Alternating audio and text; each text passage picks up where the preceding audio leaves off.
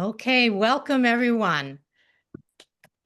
We are here at Contra Costa Tail Spinners, started over 20 years ago in Contra Costa County, California, but we have people here spanning the globe and from near and far. It's great to see everybody.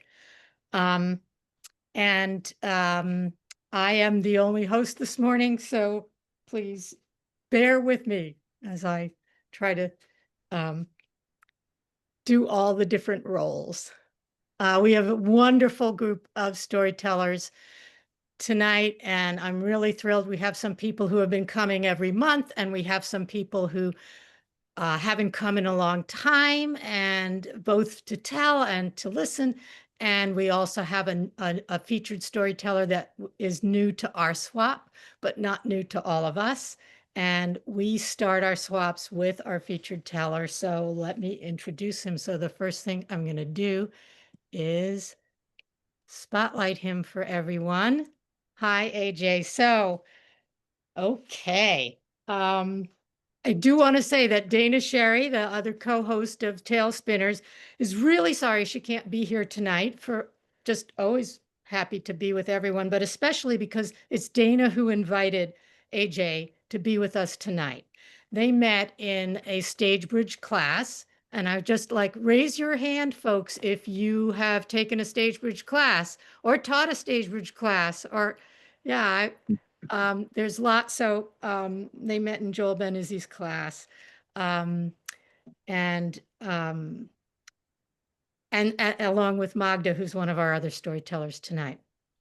And so AJ is many things. I'm looking forward to getting to know you better, AJ. But among them, he is a cordon bleu trained chef who has his own catering company, and he's just on his way back from a catering gig tonight. I hope I can say this, he is a community activist. He is an actor, a storyteller. He was born in Harrisburg, Pennsylvania, but his family moved to Hermosa Beach, California in the summer of 1968. As he says, a turbulent time for our country. And after that time, a terrible tragedy occurred, and he wound up serving 23 years of a 25-year to life sentence behind bars. Now,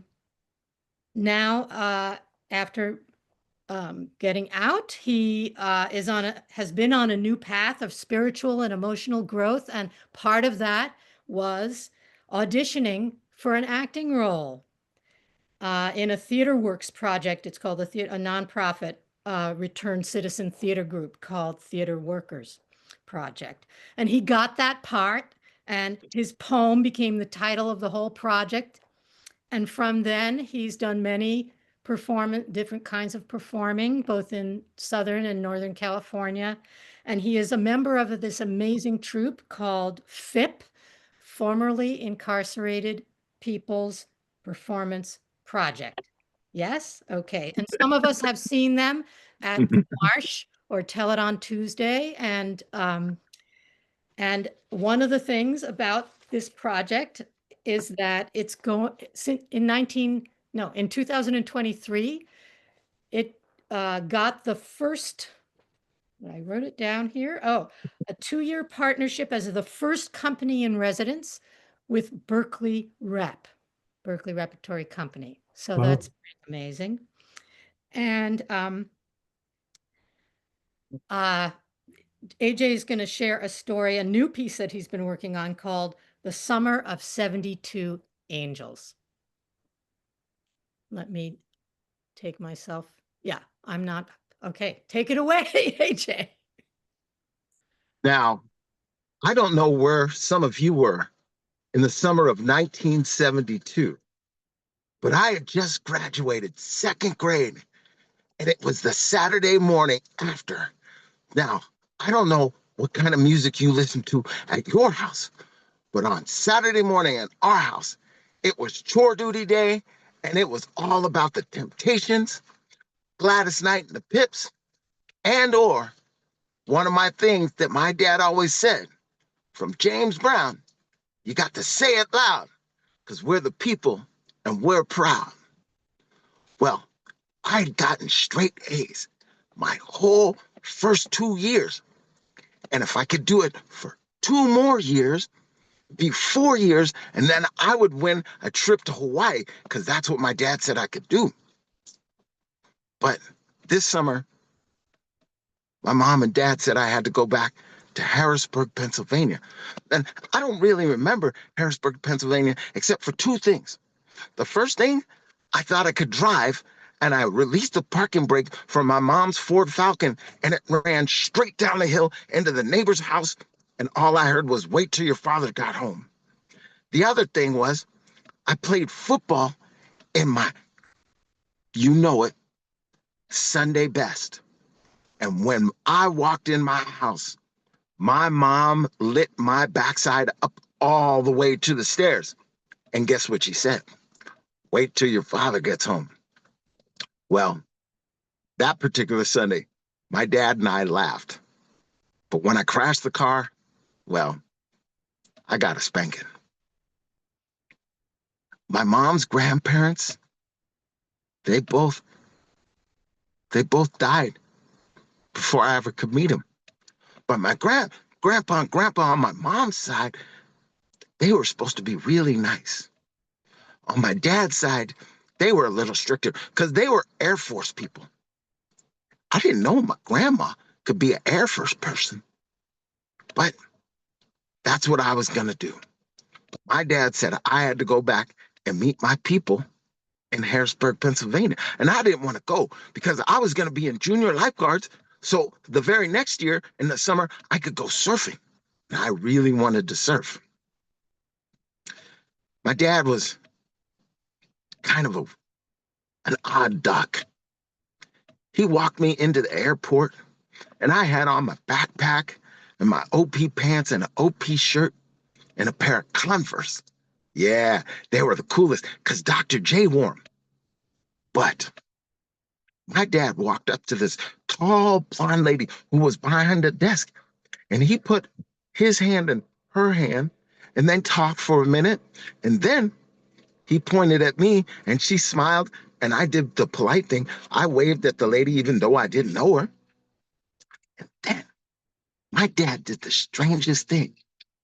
He gave a peace sign and then a power to the people to her. And I thought the power to the people was supposed to be for us. But nonetheless, she walked around the counter and she grabbed my hand, and my dad turned and walked away. But she walked me onto the airplane, and I had never been on an airplane before, but we lived in Hermosa Beach, so we saw them all the time. Well, she took me to the back, and there I remembered a story my mom told me about a lady who sat in the back of a bus. But there I was. I had my books, my journal, and my comic books. And I was set, and I just watched all kinds of people walk on the plane. Some tall, some in suits, some dressed real nice. And then all the ladies, like the other lady, she had a mini skirt, and it was light blue, and she had on a hat. And I thought that was weird. But when the plane started up, it started rumbling, and all I could do was smile. But I saw other people, they had frowns on their faces and stuff. And then, oh my gosh, it started to take off. And then I was leaning back in the seat. And then we were up, and I looked out the window, and it looked like I could see everybody in the whole wide Hermosa Beach. I even thought I saw my house, but that's pretty much impossible. 4 hours later, the captain came on to the lady. "Ladies and gentlemen, this is Flight 604, landing in Harrisburg, Pennsylvania. There will be some slight turbulence, and we should be on the deck within the next 10 minutes. Please fasten your seatbelts, and thank you for flying United Airlines." Descending, wow! So we got there, and all of a sudden the wheels went, and we bounced back and forth. And some people, I could see their knuckles, they got white. But mine didn't, because I thought it was the best. Then everybody was departing, and I was the last person. And the lady who walked me on the plane was standing next to a real tall guy with a hat. And he said, "Captain." And he reached into his pocket and he bent down and he said, "These are for you." And he gave me a pair of gold wings. They were cool. But I didn't really know what to do with them. So I just put them in my pocket and went walking out with the lady, and she grabbed my hand again like she knew me. Well, I turned left, and there was a sign, Anthony Jefferson. And it was a real tall, skinny man who didn't look like my dad at all. And then another lady, and she had on a hat just like the other lady, but she had on a long dress and a jacket, and she looked mean. So I walked up to him, and the lady, she bent down, and she said, "Tony Mike, it's nice to meet you." And I smiled and I said, "Grandma." And before I could hug her, she put her hand out and she said, "Young man, my name is Miss Helen." And I looked up at the tall man and he gave me a wink. And I said, "Grandpa." And she said, "Young man, that's Mr. Johnson." I've been looking forward to saying Grandma and Grandpa. Now I was saying Miss Helen and Mr. Johnson? Okay. Well, we got in the car, and Mr. Johnson, he kept looking at me in the rearview mirror and kind of making funny faces. And I was like, "Ooh, he's kind of cool." And then he said, "Young man, are you hungry?" "Yes, sir." "Okay." Well, he pulled into a Burger King, where kids are king. But I'd never been to a Burger King because my parents, no, no, no. We had turkey, avocado sandwiches with sprouts, tomatoes, and lettuce, with peanut butter and jelly. But none of that, you know, hold the pickles, hold the lettuce, special orders, don't upset us stuff. My mom was not going for it. But my grandpa, he asked me what did I want, and I didn't know. So he ordered me a Whopper Jr., small fries, and a large vanilla shake. He was breaking all the rules, but I wasn't going to tell. When he gave it to me, I think first thing, I took a big old, oh my God, I got a brain freeze. And my grandma looked at him and she glared at him, sometimes like my mom did, and I knew he was in trouble. At least I wasn't in trouble. But she told me, "Young man, we're going to go take you clothes shopping." And she took me clothes shopping, and it was none of the cool stuff that I got, like at the surprise store in Hermosa Avenue. No Levi corduroys with cool colors. She got me straight slacks, shorts that had pleats in them, and button down shirts. I mean, all my shirts were pullovers. Well, the next morning, I come running down the stairs, hoping there were other kids around. No, my grandfather reading the newspaper, but he was reading the sports section like my dad did.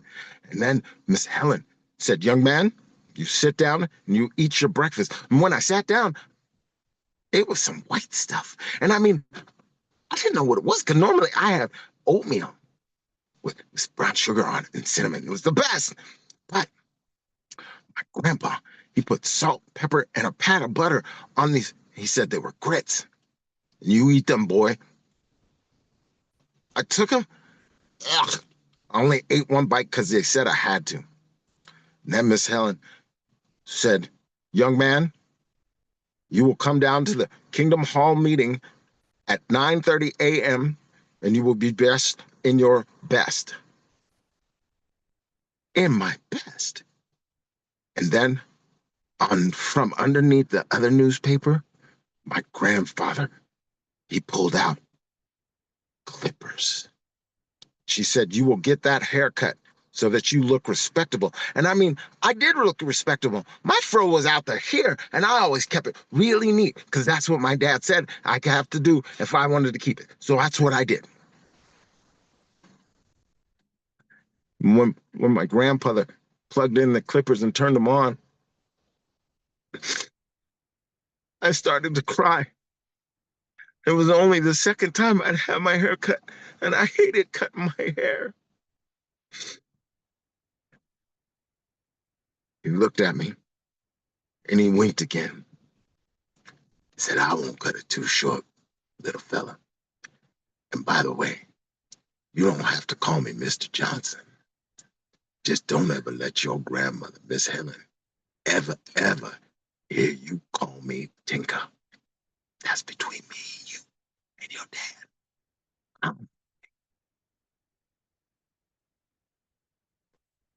Okay, look at the secret now. So I went upstairs, put on those clothes, and then once downstairs to a Kingdom Hall meeting. And I didn't know what a Kingdom Hall meeting was, but it was Jehovah Witnesses. And we weren't Jehovah Witnesses. Heck, I'd only been in church twice, and that was because it was Christmas, and my mom said we had to go to the mass or something like that. I didn't know what it was. Then they said something about there was no birthdays. No birthdays. And then they said something about there was no Holy Spirit. No Holy Spirit. I put up my hand like 4 or 5 times. And by the fifth time, Miss Helen, she kicked me out of the hunting hall meeting, and off I went upstairs. And I was secretly happy. Well, my grandpa, Tinker, he took me down to the pool hall that he owns. And he put a broom in my hand and he said, you start sweeping, boy, and I'll give you a nickel. A nickel? I make $10 a week. Boy, your father was good enough for a nickel, and so are you. Now start sweeping. Well, as I started sweeping, he followed me around, telling me stories about the old baseball times. And I didn't know about the old baseball times, but I got the feeling that he played in the Negro League. And he said he was real good. My dad wanted to play football, and I thought he was real good. But he told me, Tinker, he said that I had broken the chain of the seven sons and that I was going to be different. And he also told me that my people didn't pick cotton. We picked tobacco. We picked tobacco? Yeah, that's where y'all people come from. We're different. How? You don't see them, boy, but you got angels all around you.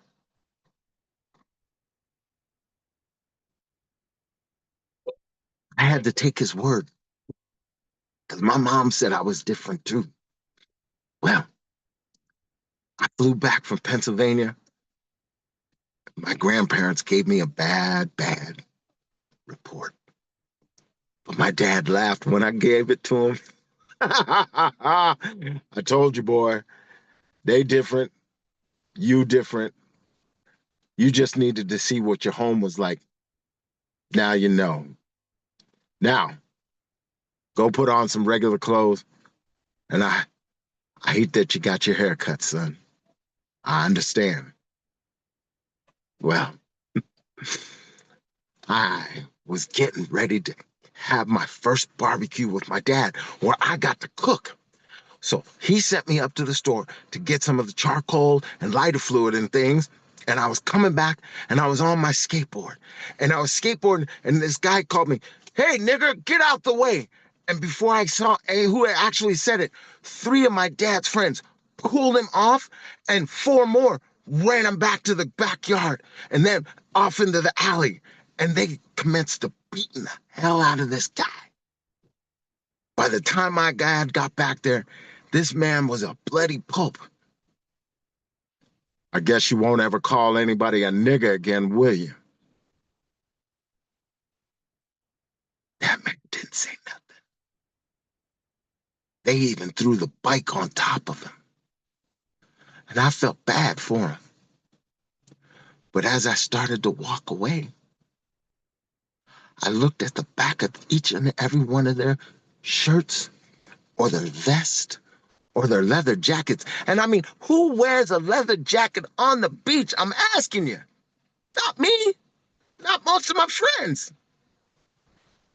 But on the back of their jacket said Hell's Angels. I didn't know they had angels in hell. Well, 4 years later, I'm hanging out all by myself on the beach, minding my business, when I see a whole group of black people come walking towards me. And they had the music on the boombox, and they were all diving and jucking, and they had girls and everything. And they were walking towards the beach. One of the dudes walked up to me and said, "Say, young brother, hey, you know where to get some herb?" Yeah. So I reached into my pocket and I had some herb and I gave it to him. "What you want for this, blood?" "Nothing." Well, they went all the way down to the water, and I could hear them calling each other names because some wouldn't get in the water and some had on jeans and was getting in the water. It didn't look like any of my friends, but they were having a good time, and I liked that. But I looked, and coming from the other direction were some skinhead dudes. I knew because some of my friends were skinheads, but they were cool. But this one dude threw a bottle at me and it crashed and it caught the attention of the other brothers. And they came running up and running fast. And the white skinheads didn't realize I wasn't by myself. I had more angels. And they chased those bad dudes all the way to Hermosa Avenue and told them, "Don't come back." Have you ever seen your angels? Do you believe in them? I think we all have them. At least I know I do. Thank you. Woo! Woohoo! Thank you, AJ. What a beautiful and powerful story. What a perfect for the summer. That idea that so many people have experienced, or that experience of going back home for the summer, which isn't always feel like home. And I'll have to think about my angels. I'll take that with me. Thank you so much. Please come back and share more stories with us. Yeah. Thanks, AJ. Yeah. Very lovely. All right. So I am going to spotlight. Let's see. I'll change the spotlight and spotlight Shilpa. Should have a spotlight for everyone. Just a moment.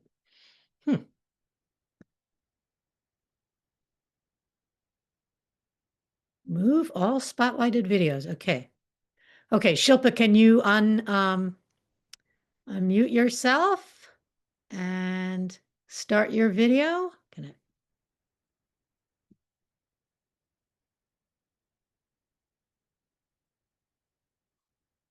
Let's see.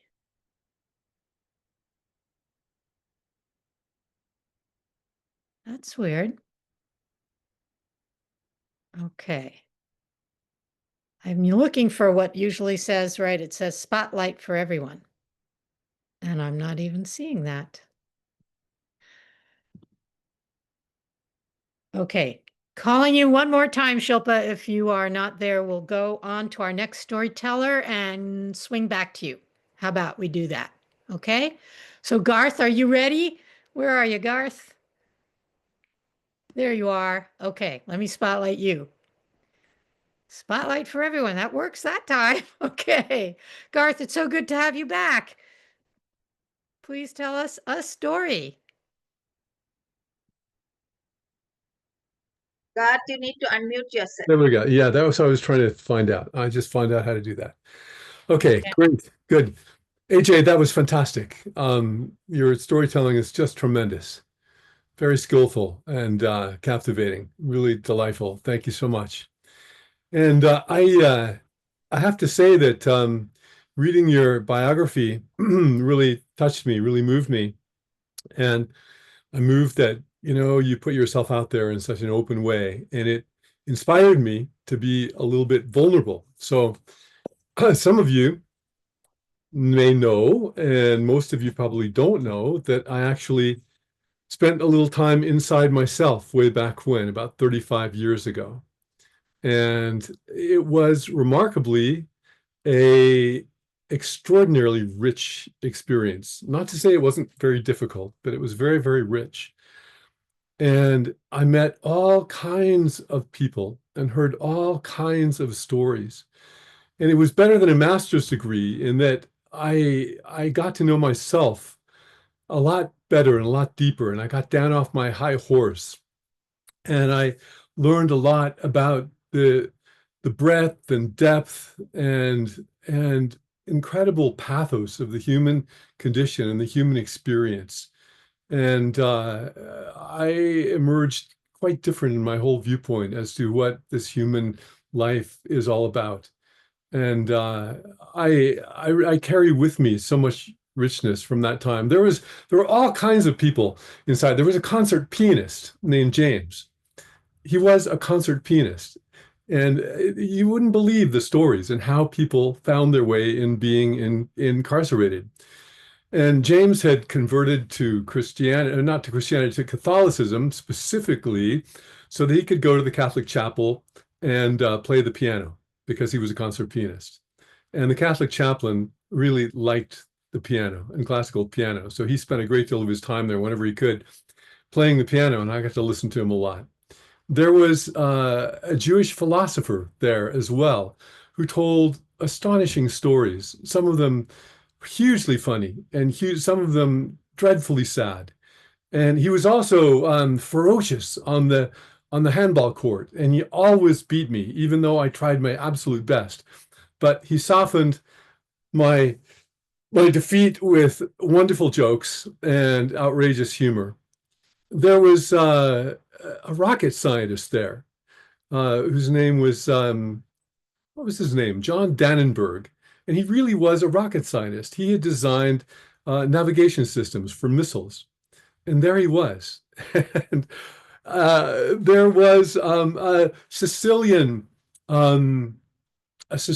mafia member and cook who taught me how to make extraordinary tomato sauce for pasta out of tomatoes that were smuggled out of the prison kitchen, and using oregano and basil that were bought that were grown in a hidden corner of the yard. And there was a high-level corporate executive there who, no matter how much money he threw at his lawyer, hadn't managed to keep him out of prison.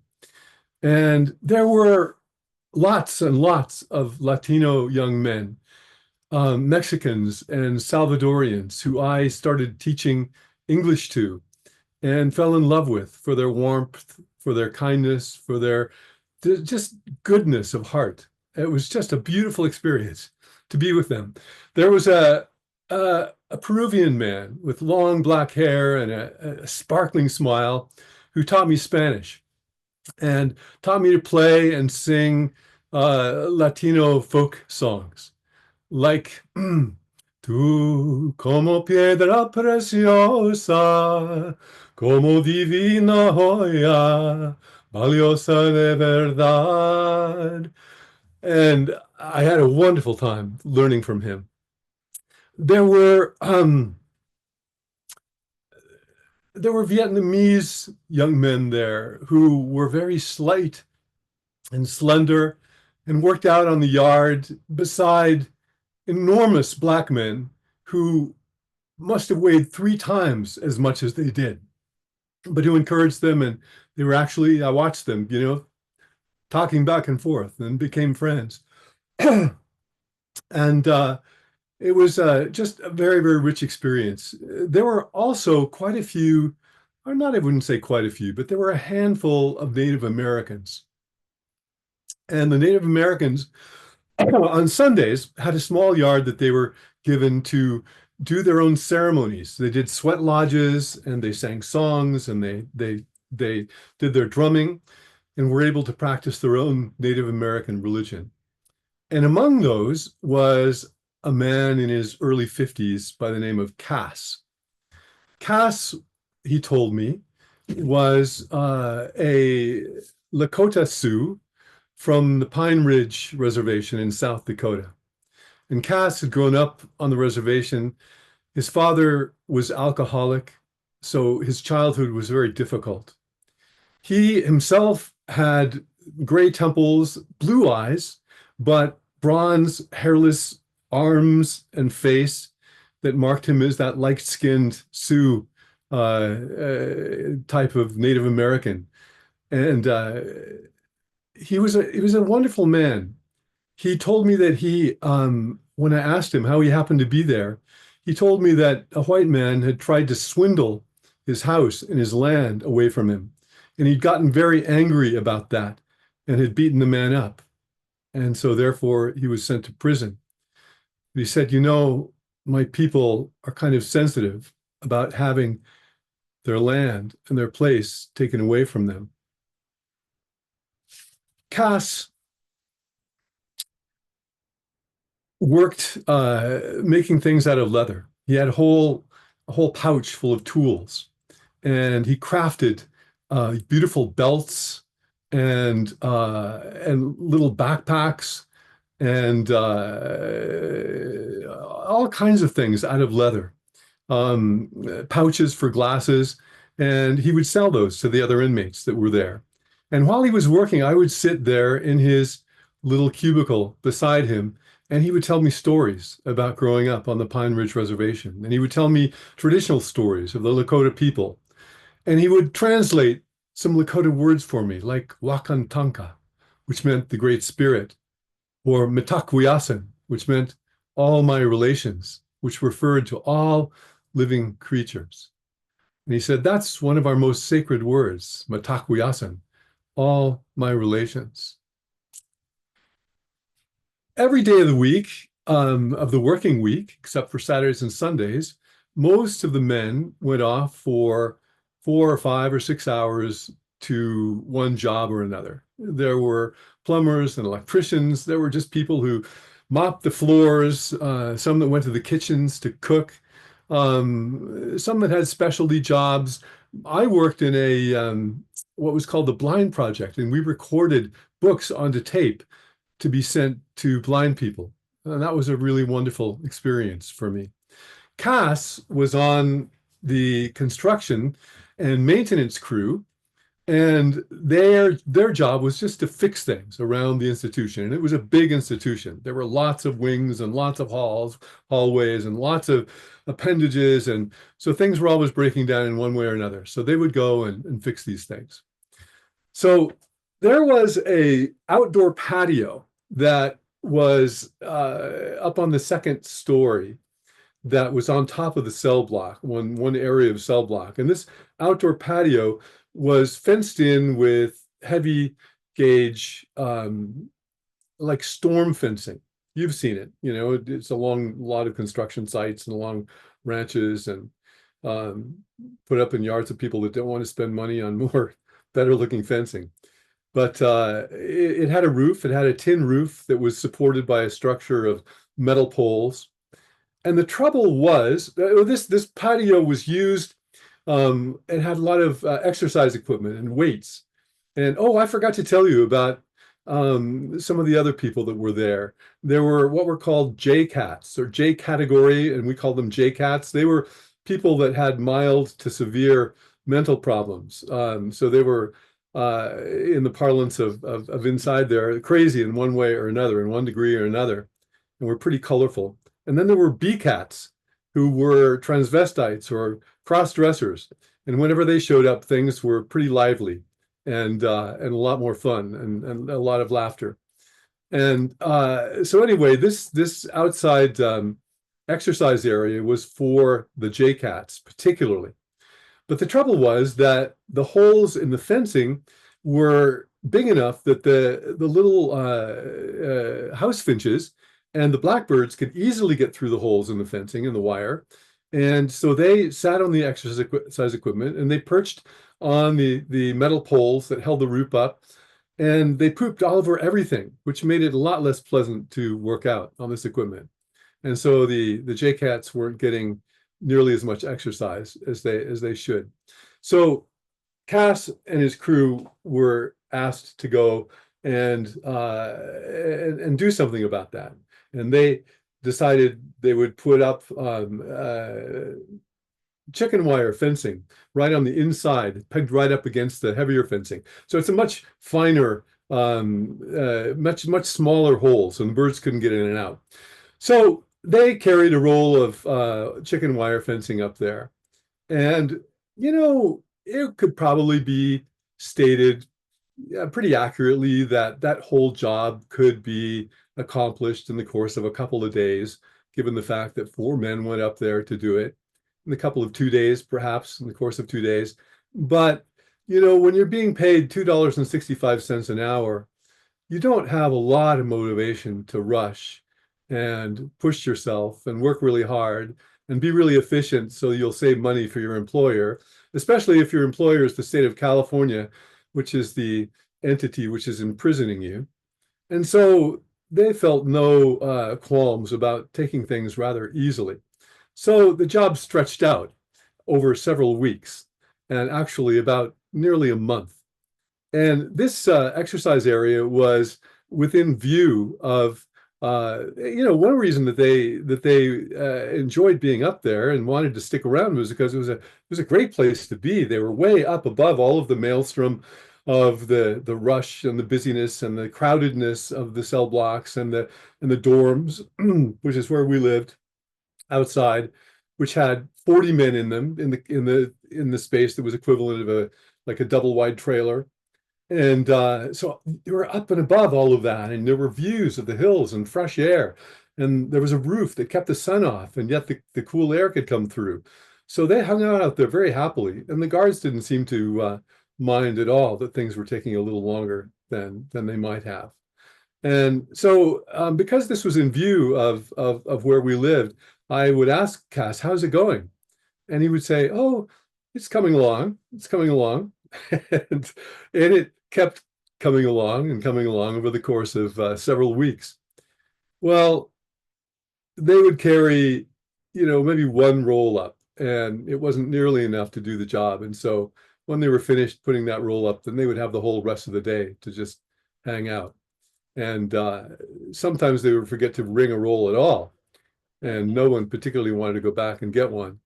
So after a few weeks, though, they couldn't really string things along much further. And so the final bits were put up on the storm fencing, and the final bits of chicken wire were put up, and the job was declared finished. And when Cass told me that they were finished, it was with a look of sadness and a sound of sadness in his voice. He said, I'm really going to miss being up there. You know, but what I felt the most bad about, what I felt worst about was the birds, because they can't get in there and, you know, come back and forth as they did. And who knows how many generations of birds have been making nests up in the corners of that area. And, you know, in fact, I felt so bad about it that on that last day, right before we left, I took a pair of wire snips and I cut a few real long, big holes in that new netting in various places around all of the fencing so that the birds can come in and out now real easily. So I just couldn't, you know, I don't like the idea of taking someone's home and their place away from them. I just couldn't do that to the birds. I'm an Indian after all, Matakuyasan, all my relatives. So that was one of many amazing stories that occurred. Thank you.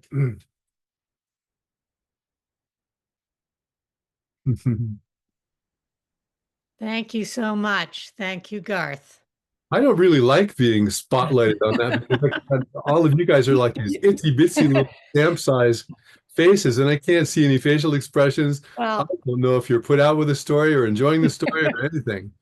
there are ways you don't have to spot you can still have gallery view. So let's Oh, talk about that. We'll talk about it. all right. But thank you for the story and what one story inspires another.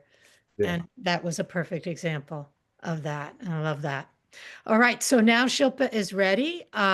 Here she is. I am gonna spotlight her for everyone, but you still, like I said, you have the choice to look in gallery view or speaker view. So Shilpa, please tell us a story. Sure. So I hope I'm clearly audible. Yes, fine.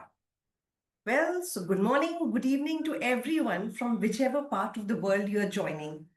And let's meet Anya, who was a very beautiful girl in the village. And she knew she was. Everyone said how beautiful she was. And she would spend hours looking at her reflection in the mirror. She would say, "Oh, look at my rosy, rosy cheeks. Oh, look at my dainty eyebrows." One day, Anya's mother wanted to make some cherry cakes. So she said, "Anya, will you go and get some water from the stream? Because I want to make cherry cakes." But Anya had an excuse for everything. "No, mother. What will happen if I fall into the stream and drown?" "Well, then hold on to a branch when you get the water." "But what if the branch breaks?" "Find a sturdy branch to hold." "Oh, but I might tear my leather mittens." "Anya, you could mend your mittens." "But if the needle breaks when I am trying to sew that leather?" "Anya, you could get a strong, sturdy needle." "Ah, but that kind of a needle might hurt my beautiful little hands." "All right, I'll get your sister to do it." And so her mother asked her sister to go down to the stream and get some water. And after that, mother made some most delicious cherry cakes. She took them out of the oven and the aroma was wafting in the house.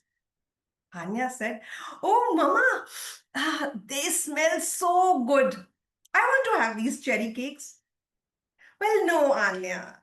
They are too hot for a delicate beauty like you." "Well, I could wear my mittens." "Oh dear, that would get all your mittens dirty." "Well, I could wash my mittens."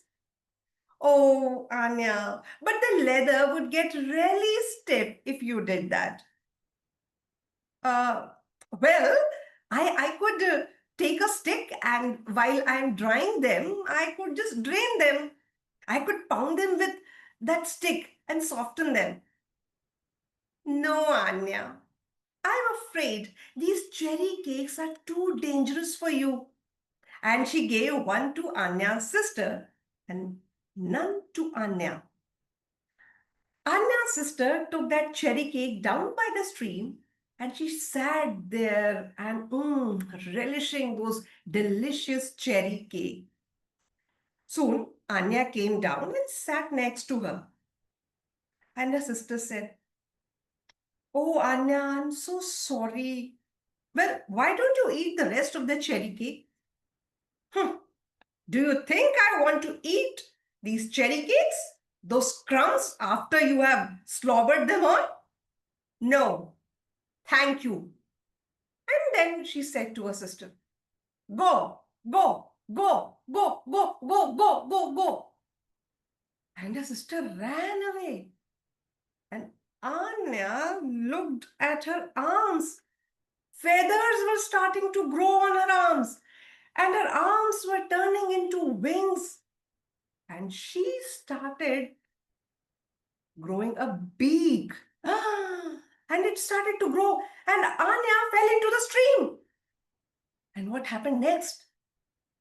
Well, she turned into a goose and she started paddling down that stream and looked at her reflection.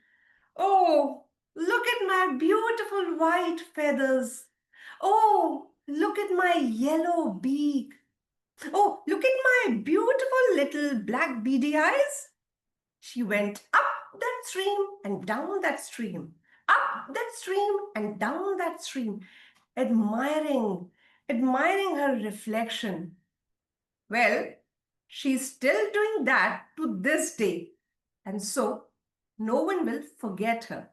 As she goes up and down the stream, up and down the stream, she says, Anya Gaga, Anya Gaga, Anya Gaga. And that was the story of Anya. Wow, thank you so much, Shilpa. That was delightful. And there's a moral there, obviously. But you are so expressive. Just love it. I loved everything about it. Thank you. Is that an old traditional fable, or is it? It's just a fable. It is. Yes. From Yes. an Indian fable? Or do you Not know? sure. There Do are you different know? versions of it, actually. Yeah, yeah, and it's cherry season here in California, so perfect. I don't know if it's cherry season where you are, but the No, cherries no. are really good right now, so I could Yes, really I imagine. actually I read it, so I twisted it. That's Uh-huh. why I added cherry cakes. Okay, well, it it fit in great for us here. So stories cross oceans and storytellers connect across oceans. And so it's so wonderful to have you, Shilpa. And we have, you are only one of 3 storytellers tonight who are here from India. Manjiri, are you in India right now? No, Liz, I'm Oh, in you're San not? Francisco. Oh, you're in San Francisco. So Yes. Manjiri, she, I'm staying in- with my son at in present. her, yeah, you yourself, you Yeah. bridge the going back and forth. So Yeah. wonderful to have you here from being here. And it's wonderful when Thank you you. visit from far away. So please tell us a story. Thank you. Hello, everyone. My name is Manjiri Gopte. And today the story I'll be telling you is a personal tale. It's called The House in Lonavala. Summer is here, and everywhere you go, you see children playing, they are swimming, skating, and having a rollicking time. And looking at them, I was transported back to my childhood when we cousins would visit my grandfather's home in Lonavala, which is an idyllic hill station. It used to be a colonial style British bungalow. And in the morning, the air used to be crisp. There used to be no traffic sounds, no construction sounds. And we cousins would head out into the hills, cycling and enjoying ourselves. We would rent the bikes and go there. And we would come back ravenous. Our mother and aunt would make some traditional Maharashtrian breakfast for us, poha, upma, or sometimes toast and jam, and we would wolf it down. We were also hungry after that exercise. Then I would play busy with my grandmother. It's a little difficult card game played with 6-pack of cards and 2 scorecards, which she had taught us. And we would enjoy playing with her. Sometimes we would start winning and she would get quite annoyed. And we would humor her by telling her, why don't you go and see if the mangoes have ripened? So you can give it to Ananta, who was our cook. So he can make mango juice for us. The lush gardens used to be full of mango trees and lychee trees, which would be ripe in the summer. So she would go to the storeroom and see if the mangoes were ripe enough to give to the cook. Then lunch would be dal, which we call amti, rice, Indian flatbread, and vegetable, and mango juice, of course. And we would sit cross-legged on flat stools and wolf down the food. We were all always hungry. Later on, my mother and aunt would help the cook to clear up the kitchen and then go and to the room to have a siesta. And we youngsters would go and play Lagori. Lagori is a game which is played, it is a Indian subcontinental game, and it is played with 7 flat stones, 2 teams and a ball, and each one tries to get the other out, and it was extremely enjoyable playing that. Later, my father would take us for a long drive. We would enjoy the nature, the valleys, the hills, and the lovely trees, the birds chirping. And we would often see film shootings going on where our favorite actors were present. Or we would also have a nice drive back eating batata vadas, potato roundels mixed with gram flour and deep fried. When we came back, it used to be dark, but the garden would be smelling of the night jasmine, the Raat Rani, and there would be fireflies in the garden, twinkling away in the dark. Twinkle, twinkle, little star, how I wonder what you are, up above the world so high, like a diamond in the sky.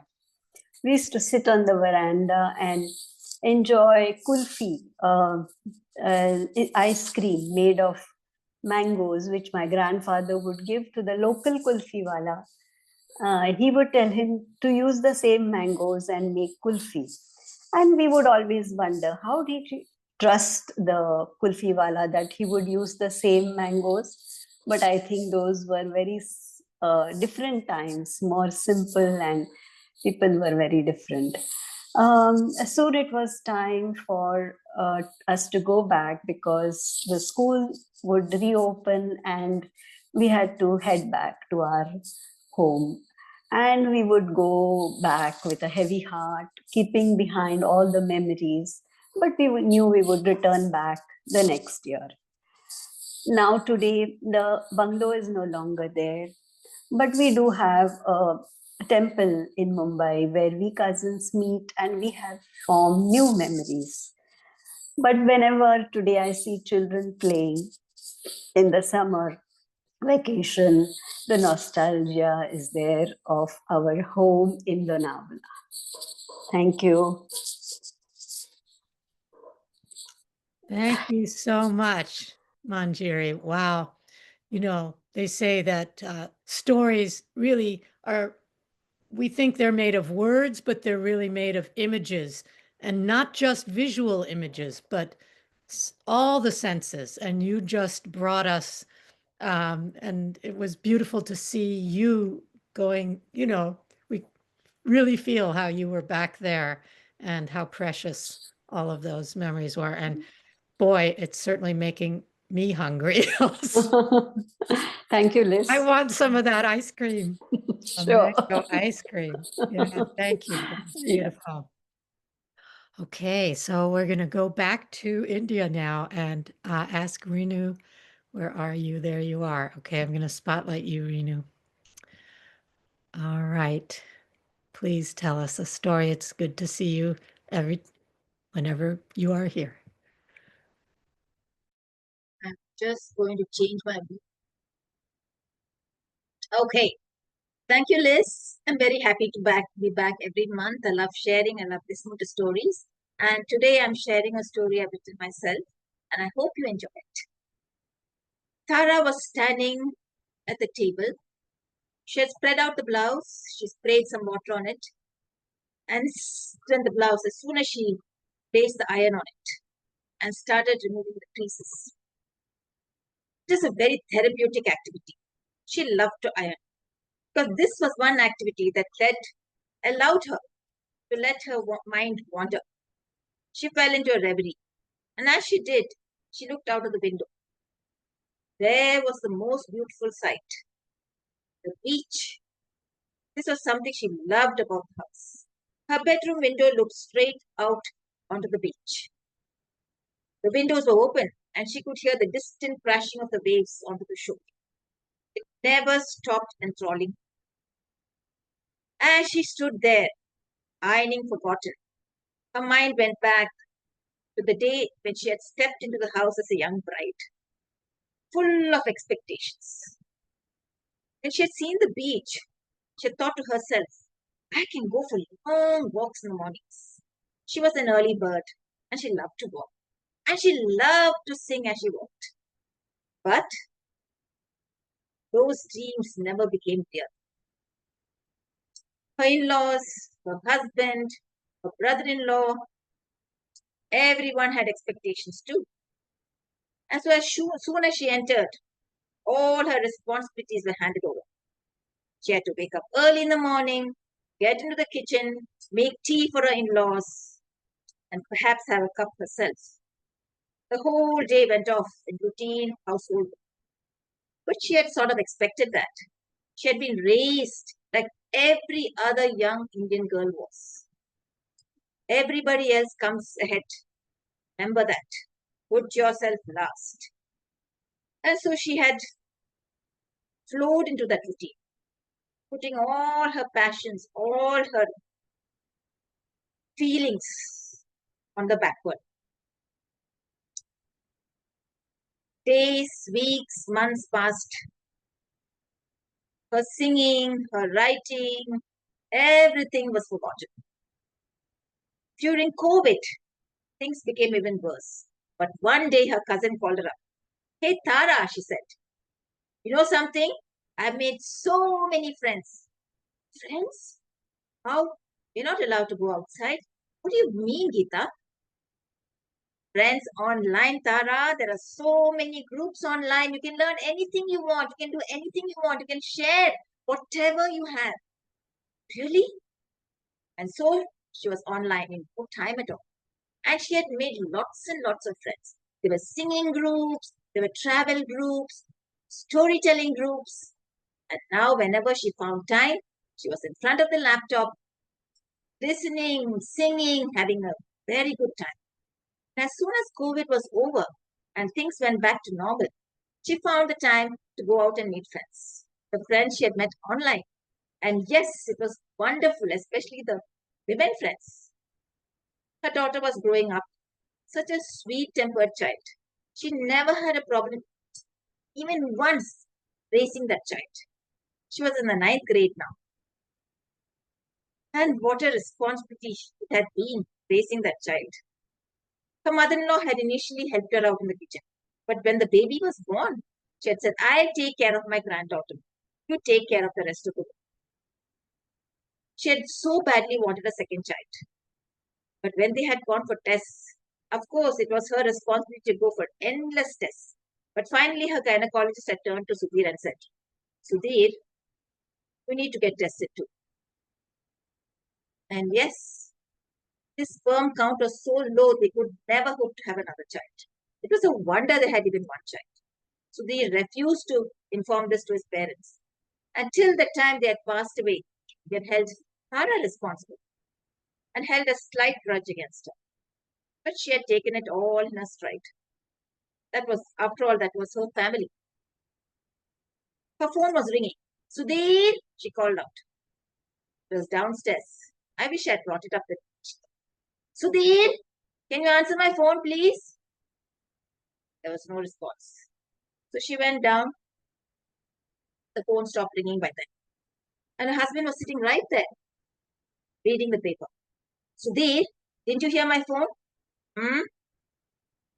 I thought you would answer it, he said, without looking up from the paper.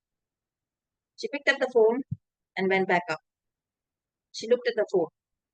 It was her friend Revati. She dialed. Hi, Raves. What's happening?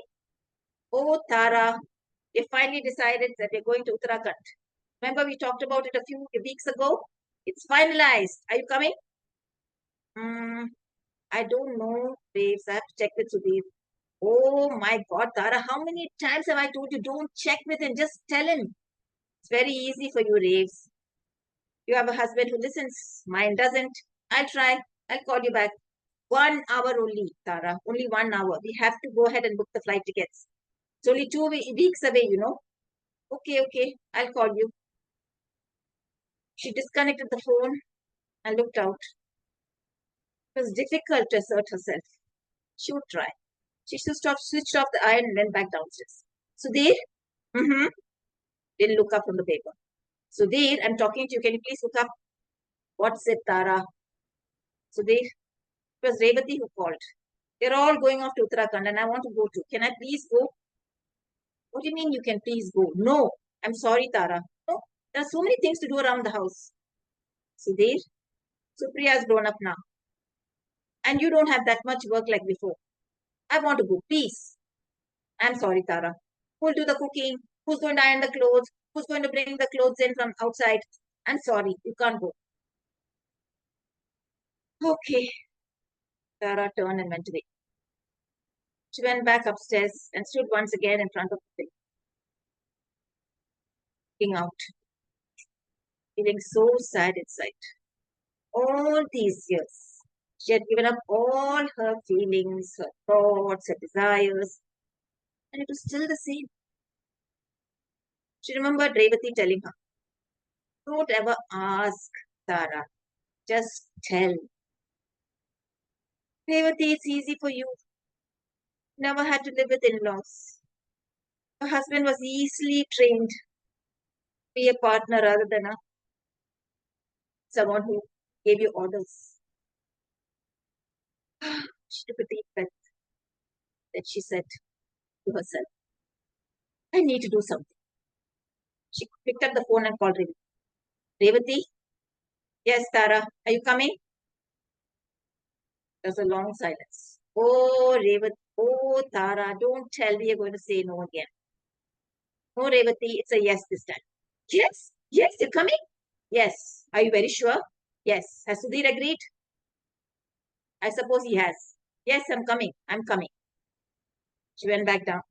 Sudhir, I've decided I'm going. What? I am going. She turned around, left the room, went back up, shut the door, bedroom door gently, and looked at the sea. She smiled. And then she started to laugh loudly. Freedom was so precious. It had been in her hands all these years. And now it felt so good. The whole body flooded with joy.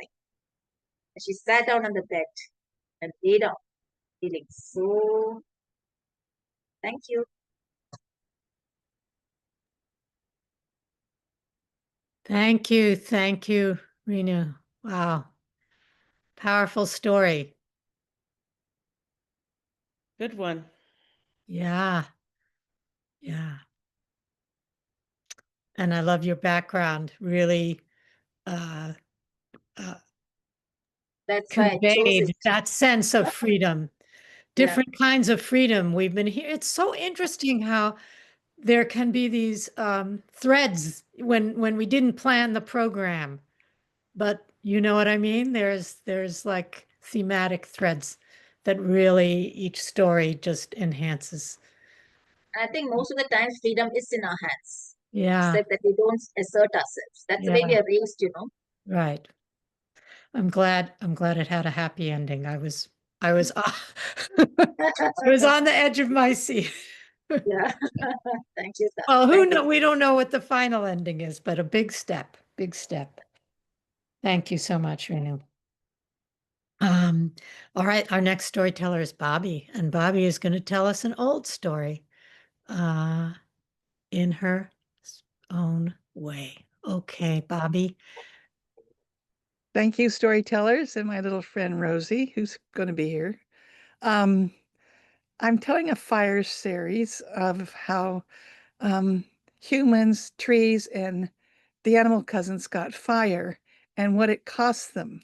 so far we know that the trees have fire because hummingbird gave the pines fire, and then beaver threw the fire over to all the trees. Well, the curse from the African god came true for them. They could no longer speak to anybody and they could no longer move. Regardless, the animal cousins still wanted fire for themselves, light. And the night was very treacherous for them. It was very, very, very dark. They couldn't go anywhere, and it was very, very cold. So they desired light. They wanted light. So they had a big group meeting, and animals came from all over they could at that time. And they were griping about how cold they were and how they couldn't see anything at night and how they had to hide, especially when the wind blew and the trees moaned. They were just very unhappy at night. And so Father Snake rose up and he said, "Who will go and get us light?" Because at night, light sank down below the trees and the hills.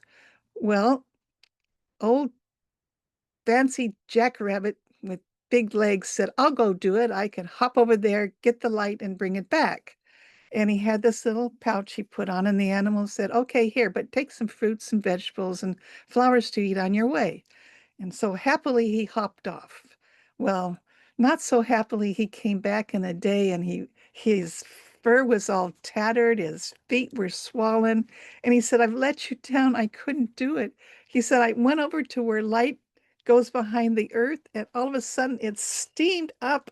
It steamed up, it fell in the ocean. I couldn't see anything, and I had to come back because I'm exhausted and hungry."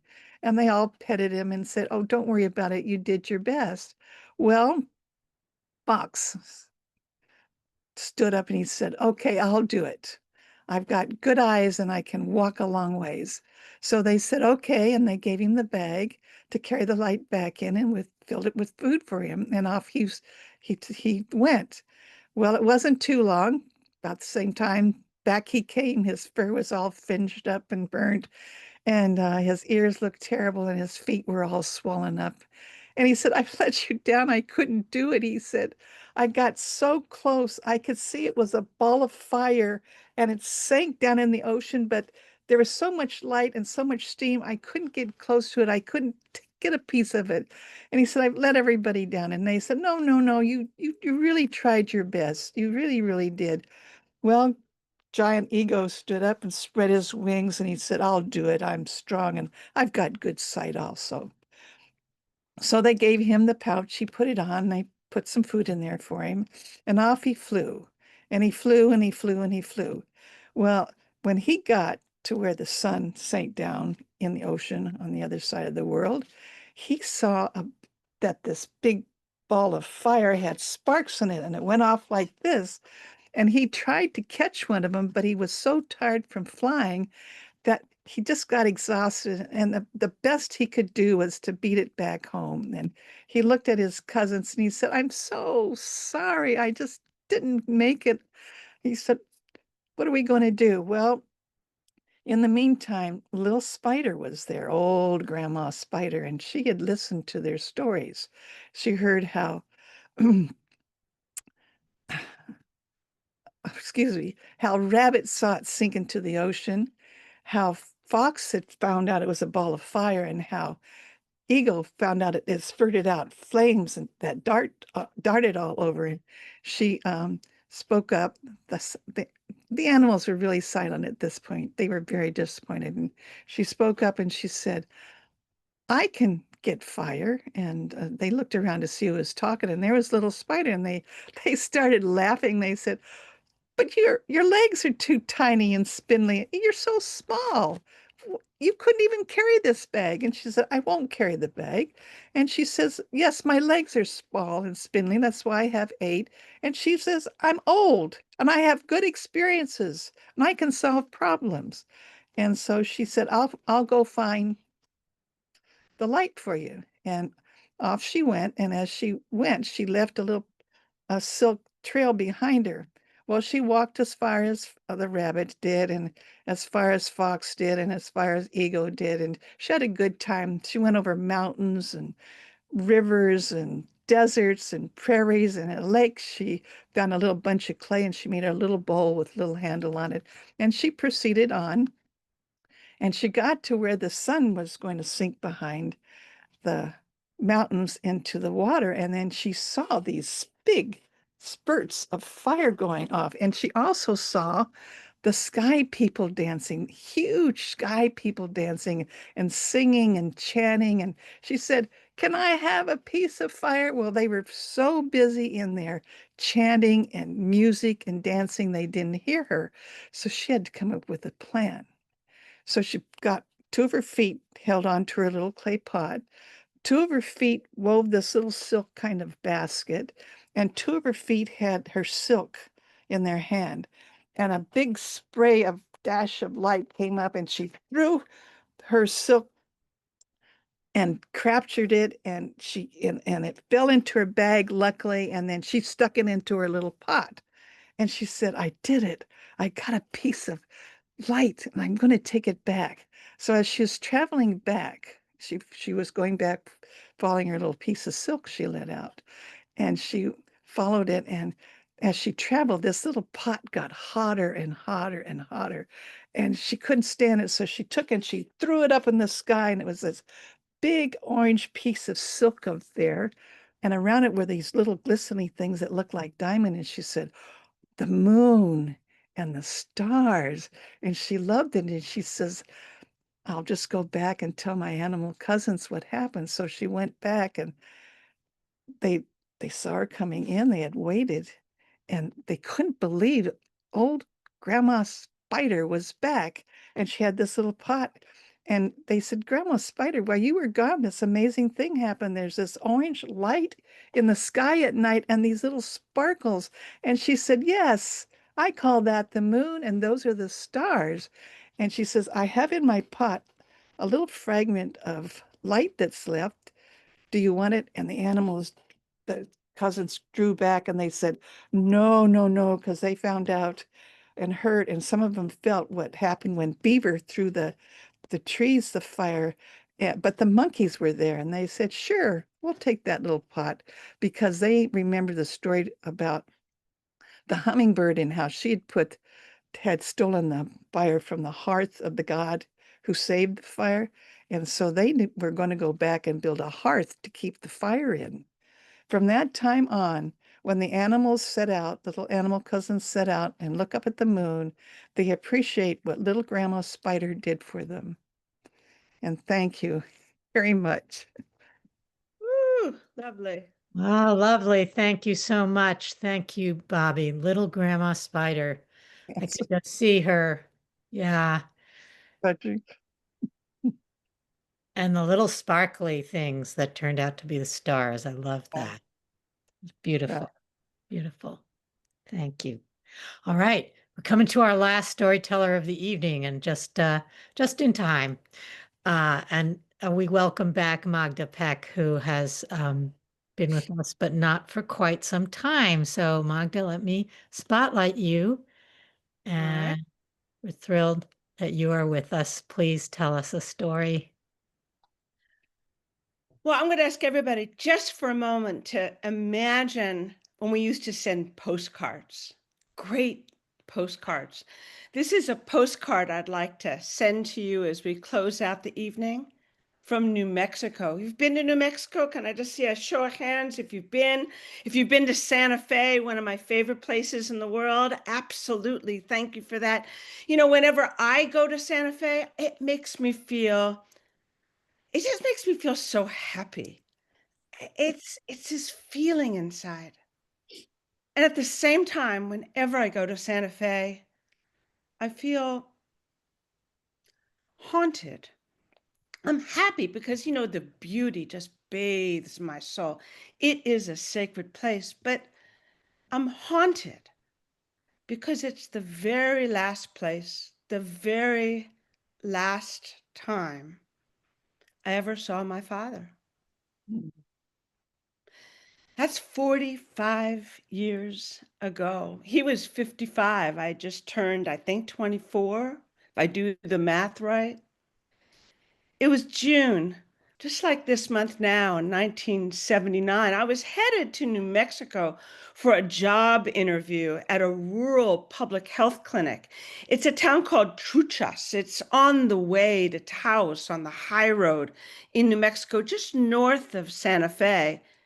My other choice of job was down on the border between Texas and Mexico in Brownsville, Texas.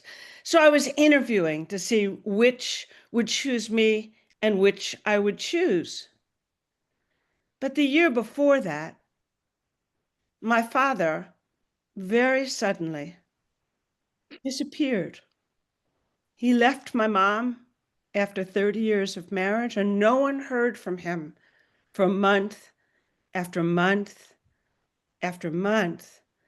So about 3 months later, I found out that he surfaced in Albuquerque, New Mexico, because he called me.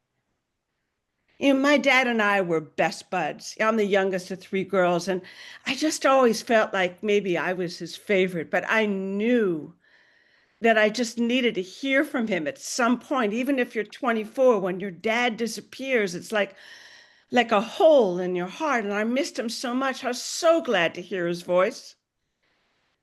He told me he was okay. He told me that he always loved me. And he gave me a telephone number I could call if I really needed to reach him. But I never called because, I didn't want to use it if it wasn't really important. Yeah, I just finished the other job interview of the two I was looking at in Brownsville, Texas, and I had to fly to Albuquerque the next day. So I called. He answered. Are you okay? I said, yeah, yeah. And I told him about why. And he said, sure, I'll pick you up curbside. I'll drive you up to Santa Fe. He was chipper. We'll have supper. I can't wait to see you. I'll drop you off at your hotel when we're done. And sure enough, he showed up in this worn, wood-paneled station wagon of the time. Off we went on the ribbon of the road, if you've ever been, Albuquerque, up to Santa Fe, Sandia Mountains. On this side, it was towards the end of the afternoon. It did have that watermelon color. And there was no air conditioning in this car, so the windows were down and his tan arm was out on one side. He held the steering wheel with the other. He asked me a few questions, stared straight ahead. I didn't want to ask him anything. He just seemed so far away, so subdued, like he seemed so sad. Well, I finally fessed up my fear and I said, Daddy, I'm wondering, when I get older, if I ever get married, are you going to walk me down the aisle? Like if I have kids, will they know their grandfather? Because he's such a prankster and a playmate. I remember what a fun dad he was. And he stares straight ahead and there's this long pause. And I think I heard him say, you're probably right. I won't. I don't remember where we ate supper. I don't remember anything about that meal, but I do remember how hard and long I held on to him when I hugged him before he drove off. And he whispered in my ear, love you always. Arm out, waved as he drove off into the light. I was devastated, but not all that surprised when the knock at the door came about 3 months later. I'd gone to Brownsville to take that job, and he had taken his life. The suicide note was left to me. And for almost 50 years, I've wondered what made him so sad. Like, how can someone be in such pain? And every time I go to Santa Fe and ride that ribbon of a road, I look for him. And sometimes he shows up.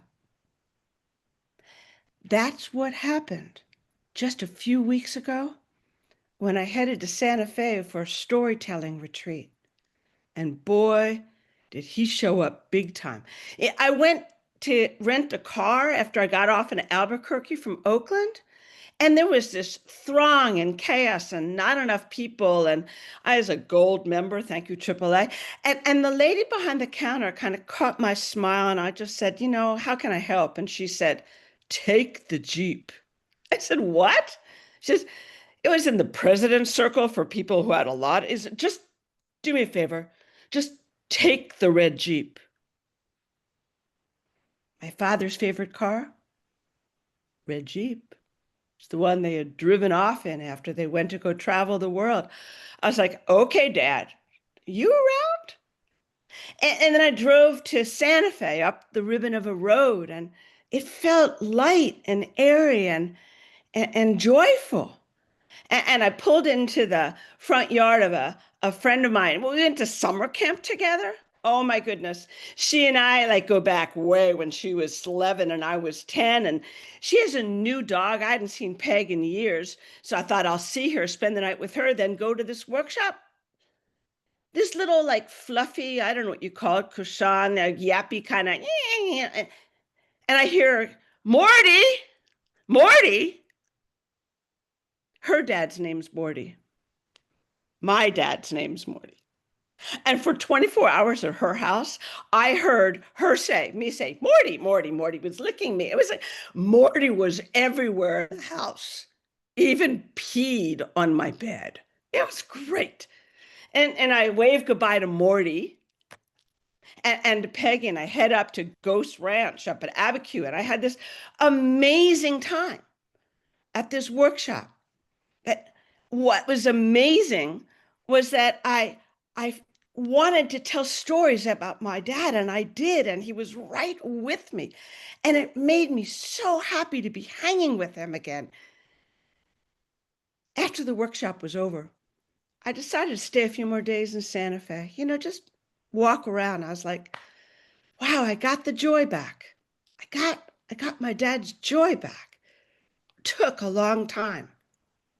So I'm walking up this side street towards the plaza. Maybe 10:30, the galleries were just opening.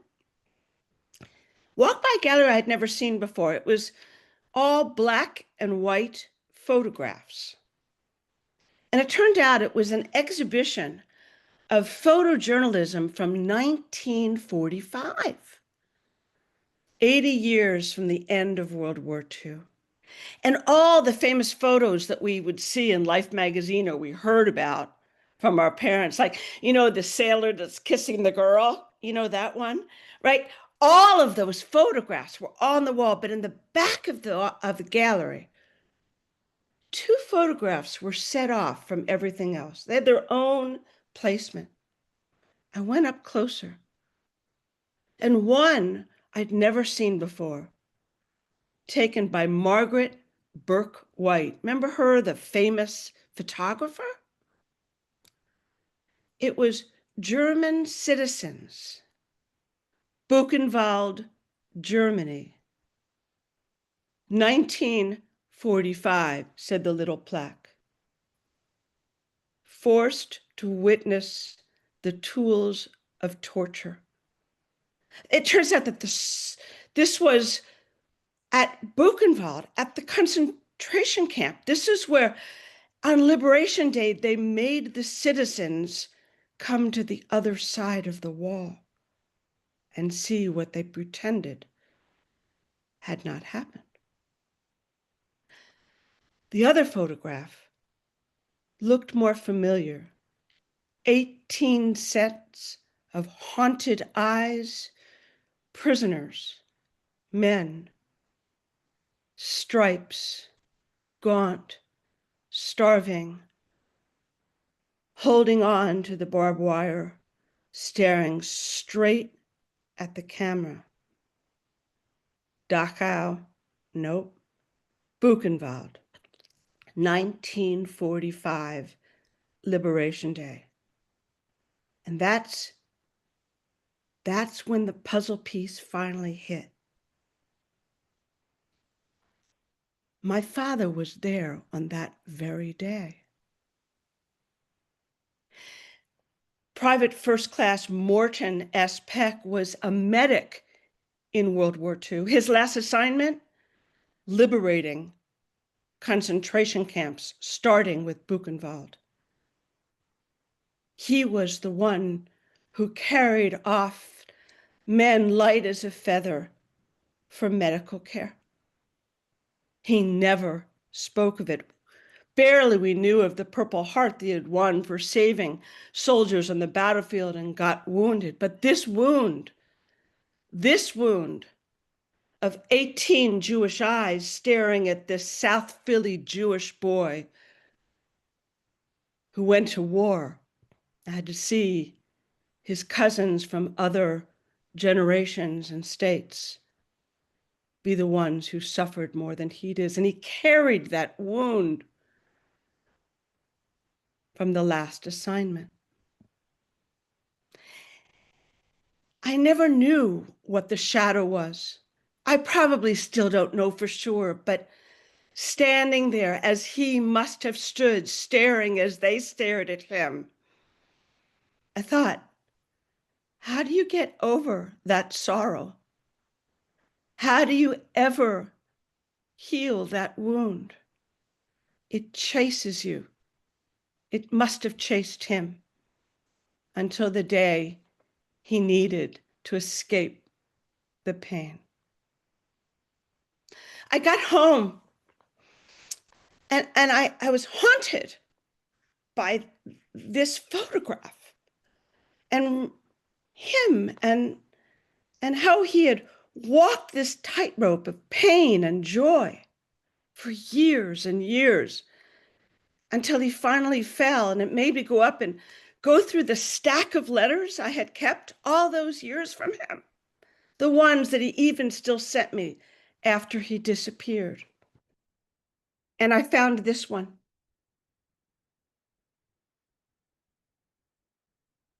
July 28th, 1979. It ends like this. When you're 85 and rocking on the porch, these days' joys, not pain, will fill your memories. Nothing can go bad for you, daughter. You are too much a person to lose yourself. So enjoy Brownsville. Enjoy the life that is there to be lived. Love you always, Pop. I love you too, Pop. I love you too. Always. Thank you.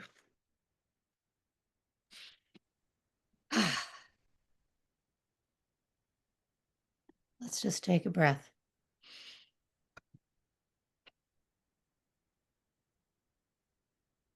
Thank you so much, Magda, for sharing that with us and letting us in to that journey. I love my dad. He's my best bud. And now I can love him even more cleanly, knowing that he's truly at peace. And boy, I'm going to keep looking for him. All right. And you keep telling his story and your story. Thank you for the chance. Oh, you're welcome. Thank you. Thanks Really to beautiful. everyone. I'm going to remove this spotlight. Let's just all unmute ourselves, huh? And just give our thanks and applause to all our wonderful storytellers tonight, from AJ, our featured teller, and everyone else. What an evening. What a very, very special evening. Thank you so much. Thank you. Thank you. Thank you, everyone. It was a pleasure. It was terrific. Thank you, everybody. Absolutely a pleasure. Wow. Thank you all. Magda, I'm sure he was there with you. I've had similar experiences. So everyone, I'm going to end the recording now, but please stay on if you like, and we can talk. All right, let me end the recording. And here we go.